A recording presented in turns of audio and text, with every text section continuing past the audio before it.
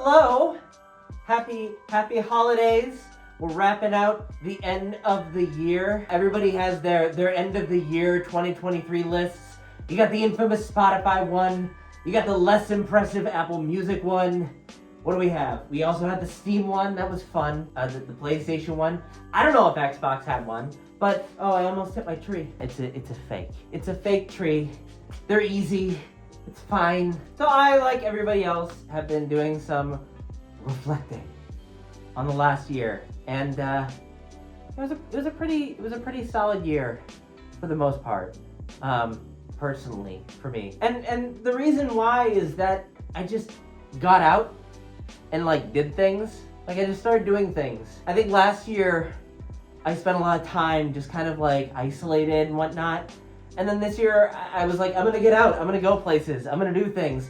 And I freaking did it. And by the way, this video isn't just solely to be like, I had such an amazing year, and I'm just gonna keep talking about it. And that's all you're gonna hear about is how great of a freaking year I had. No, there isn't, like, don't get me wrong. Don't get me wrong. It's not like everything is perfect. Like, I still have my battles that I go through, just like everybody else. I think the past few years for me, like many other people, were rough. And I know it sounds cliche to say this sometimes, that like, oh, you can chalk it up to like COVID and everything like that. But like that time, yeah, it was rough. And I think a lot of people are trying to move past that. And this was the first time in a while that I started to feel a little bit normal. And I realized the irony of a guy like this talking about normal. But you know what I mean? Like, it felt like things were starting to calm down, and I felt like I was getting out more. And as a result, I felt more like myself. And that's an interesting way of kind of finding yourself.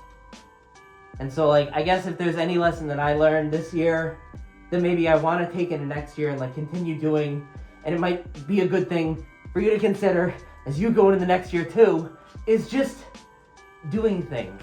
I know things aren't perfect. I know like there's a lot of bad things going on in the world, and we all try and do the best we can to kind of get through it. And so you just have to keep doing things. And it doesn't solve everything, but it makes dealing with it easier. And you gotta enjoy life, right? Trust me, I've been down the road of being a pessimist about the world. It's freaking exhausting, and I'm just too dang tired to continue being a pessimist. And it's not blind optimism. Obviously, I understand that there are things in the world that happen and that they're not great, and even in our personal lives. But you do what you can to get past that and to see the good in things. It's a way of coping. I'm sorry. I fell off my freaking soapbox for a sec. I didn't mean to do that. Or did I?